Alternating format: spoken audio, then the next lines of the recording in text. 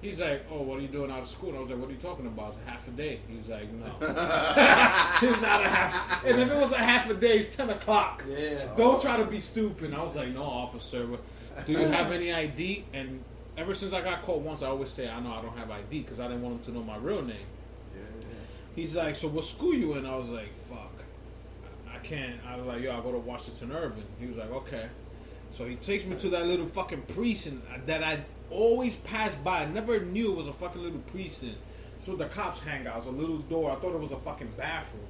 When you walk in, all I see is fucking cops. And I'm like, what the fuck? And I saw like other students in there. Oh, shit. He's like, all right, so we're going to call your school. And they call your school. They tell you, oh, we got one of your students. We're going to take you in. And, yo, they took all of us, put us in the paddy wagon. They cuff us in the back. And they drop us one by one. So whatever was closer, that'll be the school. So my school was in 14th Street. Yeah. So from 40, they'll go straight to us, and then they'll do the runaround. I'm like, dude, why you bringing me back? Because I'm going to cut out right away. I sat for a period, then I leave again, and I know not to go down that fucking Did you ever tunnel. go to the little precinct in 50th Street? That's where they used to put everybody with paddy wagon. 50 by the one train? By like Randolph, that college, that high school. So there was a precinct that they would take everybody who they caught the paddy wagon. They would take us all there, and you have to stay there until the end of the day. One time, me and Adrian got caught downtown. I don't know where, but we got caught, and they put us in a paddy wagon, and we caught other people while with them. Yeah. So me and Adrian be like, yo, like trying to tell people, yo, just run, because you're looking out for each other. Then other people get caught. It's like dogs. They bring them in. It's and you're true, fucking, man. yeah, man. It's like a dog pound. They bring them in, and you're like, fuck. Yo, it's fuck. You see a lot of people. Then they take you to like 50th between 8th and 9th. They have like a little hub, and you stay there. Nah, I never been to that yeah, one. that one. So I smartened up. Instead of me taking the train, what I used to do was, because my school was in by Union Square Park, by Union Square, right? Yeah. So I used to walk all the Aves all the way to like 8th Ave to take the A straight uptown. So when you're walking in the street, you see cops, but they're in the fucking cars. You never see them walking. So it'd be like 4 or 5 of us just walking together, acting stupid, like, yo, pushing each other, whatever. But then when we see cops passing by, we just start walking straight until we get to the A train. Because all the people I hung out with, they needed to take the A train. One will go straight to Dykeman. One will go to like 181st. I would get off at 145th. Well, I would get off at 145th to take the C train because I needed to go to 160.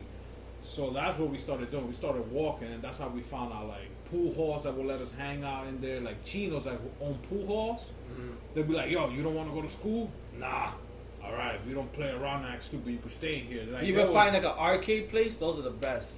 No, what we always found was there was a Burger King on 14th Street and 6th Ave, I believe. So there was a comic book store right around that block. So we used to hang out around there a lot because I was a big like comic book person or whatever. So we used to go there, and then we go to the Burger King and have like a quick lunch. But then we keep walking. Yeah. But and then we found a pool hall by the bowling alley that's on 14th Street by the movie theater. It was run by a Chino, and all you smell is like Marlboro Light in there. We used to hang out with them. They used to give us the table all the way in the back by the exit door, like by the special exit, just in case 5-0 came and we could run out. But we all chip in like $1 or $2 because it was like $8 for the hour or for 2 hours for us to chill.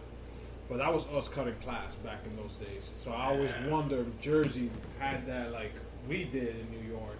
Shit's hard out here to Oh, it is. Because you need a car. You need a Yeah, car. you need a car, yeah. But yo, they actually handcuffed you? Yeah. Yeah, in the paddy Yeah, wagon. Because there's like thing. the two side of benches. That's crazy. Then there's like a long tube, like right behind you. Yeah. Because they're thinking that you're going to kick the door and just run out. So if they cuff you there's no way you're moving. So they used to cuff us to the fucking tubo, the long tube. Yeah. And we couldn't move until we got to the high school. And then I remember one time they put him mad tight. He was like, well, you deserve that shit for fucking leaving school or whatever. That's crazy, man. No, they used to treat us like shit, man. The cops? Oh, yeah. The cops were crazy, man. In my block, they used to come and stop us and just frisk us for no reason. Oh, the stop and frisk? Yeah. Oh, wow. Like that, just Back fucking then? throw us. Yeah, when I was a little kid. That's crazy, man. They used to do that shit to all of us in my block.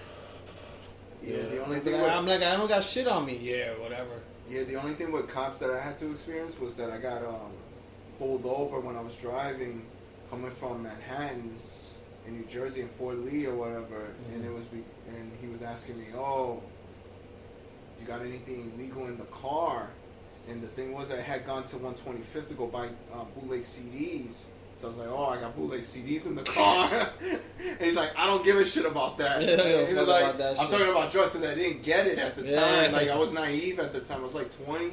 I was like, "Oh no, I don't have no drugs and nothing. We don't do drugs." So they patted us down and all that shit. And they didn't find shit because he was like, "Yo, I'll pat you down.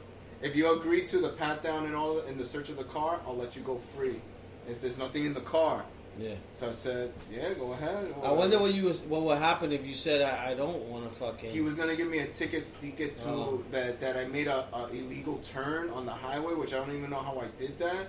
So like at the time, I was like, illegal turn on the highway. On a highway, yeah. That I made on a one way. Like I went on the other lane without signaling or some shit like that. Damn. And at that time, I was so nervous about getting points on my license because I was under my parents' insurance. I was like, "Oh shit, the insurance is gonna go high, whatever." And I was like, "I don't got nothing to hide. Go ahead and look at the fucking car." So he looked at it, whatever. Two Italiano motherfuckers or whatever. And I was there with my brother and my brother's friend. Speaking of the cops. Yeah, look at that shit. Yeah, man, but. Yeah, but that's about it. I never had any like skipping school. I just stayed home.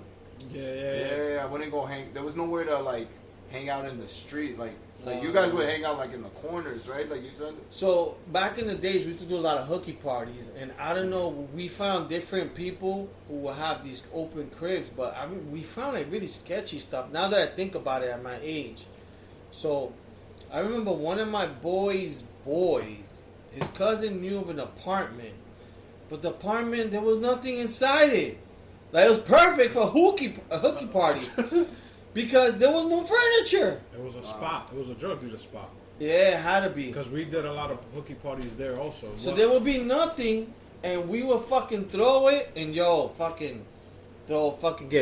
liquor, buy 40s, and just throw parties, and then like the walls would be dirty because everybody would try to do that reggae shit with the walls.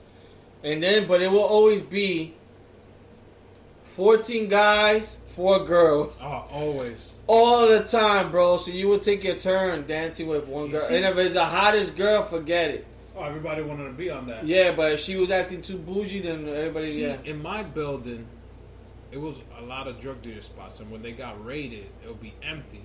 Mm-hmm. So my block, whoever was the older cats, they would hire a DJ from 161st, DJ Dave. Yeah. He would come and DJ our fucking hooky parties. He was like, "Look, if you give me $80, $100, I will do your party." And then you see all of us trying to round up, and we got to $80, $100, and he would fucking do. I don't know how we didn't get caught.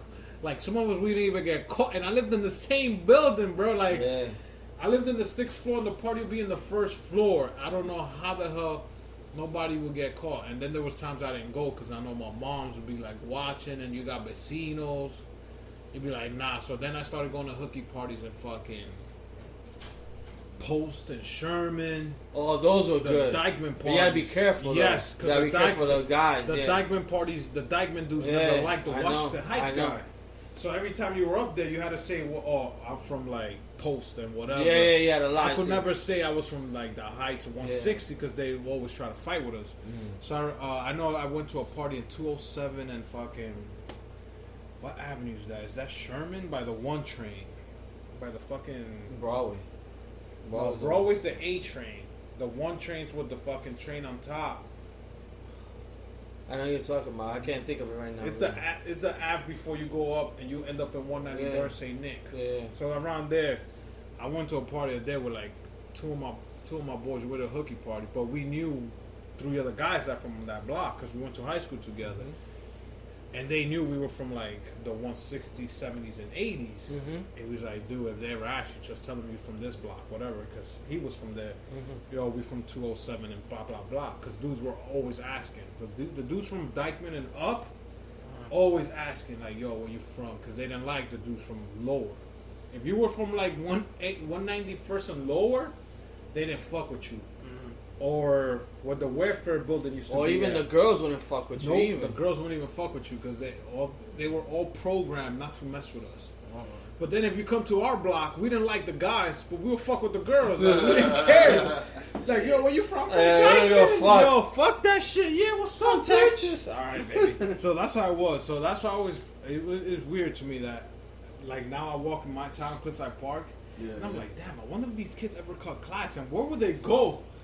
Like, what are they gonna do? Because everything is like small. You have to go to another town and fucking hang out, or go to the mall. That's all you could do. Yeah. That's fucking crazy. But man, back then, what we used to do too, that like because we used to do hooky parties, but just in my boy's house, but not big hooky parties. It would just be pretty much us. But we would just do, yo, bring your best mixtapes. You tell your boy, yo, what you got? I got like 4 reggaes. Yo, bring the reggaes. I got 2 DJ Debo, whatever, double R. Word, bring those. And you would switch, you put the tapes like that and stuff. Yo, get more reggae. Because that's the way you could grab the girls was reggae. The hooky parties I like was always like 3-on-3. Because you'll put hip hop and they'll be like, the guys like this. Yeah, but we gotta put more reggae. Wouldn't the music be so loud somebody would complain and shit? I don't know, man. The Heights is not I crazy. don't know how they never fuck. If they call the cops, you usually either see people running out through the fire escape. They would jump out of windows because most of the fucking parties I went to were like in the first floor. Wow. Maybe 1 or 2 they were like in the 5th, 4th floor. But that was the one thing, like how they're not complaining that we got music. And you see mad kids come into an apartment, like 50 to 60 kids with their book bags and fucking triple fat goose back in the days coming into an apartment and nobody saying nothing. Like, I never understood that until you have that one vecino, that neighbor, I'm calling the cops, and that's it. And then that's when you see, like, the paddy wagon, the van, the fucking cop cars, and they raid the whole block. And they start bringing you down one by one, whoever got caught. And you know, in the blocks, the buildings are connected. So if you run to the roof, you could run roof to roof and come down the other building. Oh, shit. And you could try to be out. Like, in my block where I grew up, all the buildings from Broadway to Astor were all connected.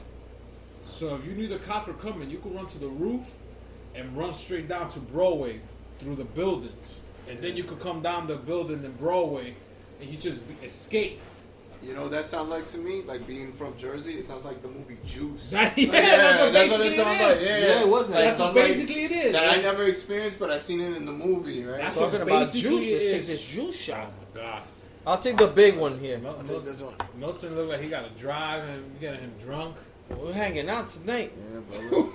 This is gonna be the worst one. This is Bermuda, bro. This is the Bermuda. Oh, shit. This is gonna be straight. This is straight fuegos. This is how we end the show. Just smelling it. Just smelling it makes me think you and Juwanaman. Oh my god.